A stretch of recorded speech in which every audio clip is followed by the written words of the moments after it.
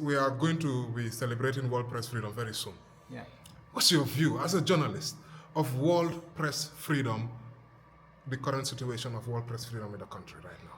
Well, I think that it's glass half full, half empty.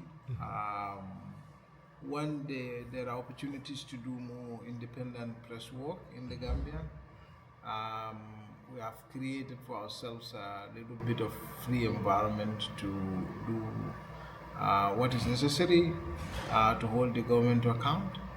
But of course, also it's not absence of threat.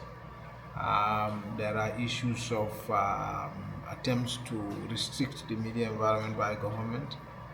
There are still some regulatory frameworks that are not very favorable. There's issue of increasing commercialization of media. By commercialization, I mean profit-making entrepreneurs owning media content. Media traditionally has been an institution of the masses. So those things are there, and also, I mean, it's a long challenge because I mean we need more training, more young people in media, and I think those things are being improved, but there's still a little bit of more challenges.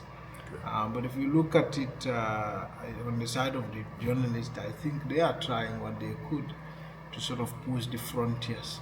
So I'm saying glass half full, half empty. And my last question, I cannot go without talking about the regulations right now. Currently, the minister is saying that they will no longer register journalists, taking that out. Is there anything salvageable in that regulation? And will it even be in line with what the government has agreed to do in the TRRC? So for us, for journalists, and just as the GPU articulated in their position paper, it's very clear. The issue of the two regulations that the Ministry of Justice, Ministry of Information has brought in is not acceptable to us. And the issue of registration is the cost of one of the document.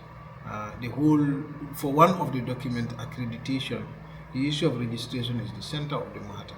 The journalists are going to walk into Pura, register themselves. All other issues that they've talked about comes to support why that is important, why you can deregister them. It also connects to content moderation. So registration was the foundation.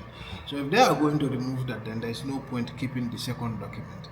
Then we go to broadcast online content regulation. Now they need to also remove that and leave and stop the issue of the idea of content moderation, because it's going to create a very unsafe space for media workers, and that's also going to create a tough problem even for young people who are sort of doing their best to create jobs for other young people, make some living online and things like that. So I would think that it's a bad idea. Thank you.